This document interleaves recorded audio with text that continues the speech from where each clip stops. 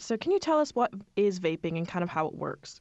Yeah, I mean, vaping is it's a technology that was actually invented around about 12 years ago. In essence, it's a battery-powered device that turns a nicotine concentration into a vapor that can be then inhaled. Now, what is the evidence that helps us saying that it's giving up smoking? Um, well, we have committed a national survey which ran between May and September of this year. And we're talking about it today to highlight the government supporting vaping as part of their Stoptober campaign. And we spoke to over 7,000 smokers. And what's been really exciting and interesting is that a large proportion, 33% of ex-smokers actually have revealed that vaping is the most effective way of quitting smoking. And it's the first time we've actually really started to understand from a large consumer survey how vaping is actually now starting to resonate as a real option and alternative for smokers. Now, what are the health issues connecting to using nicotine vaping equipment? Well, specifically at this stage, it's too early in terms of understanding anything in terms of any long-term impact.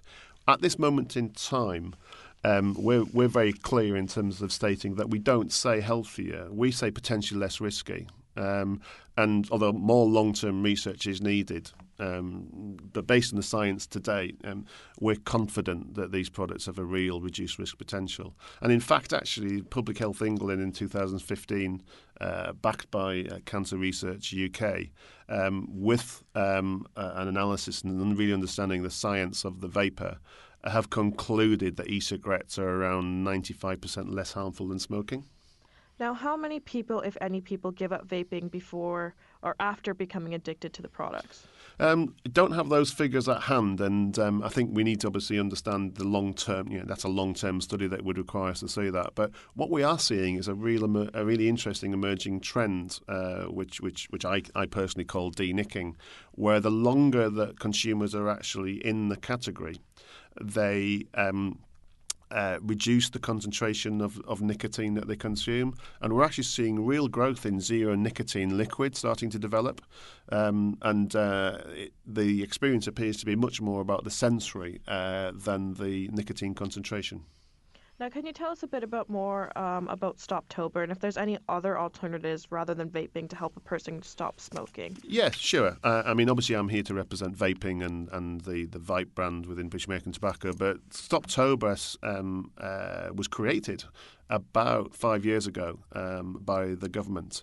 Historically, the smoking cessation period has always been after your New Year resolutions in January.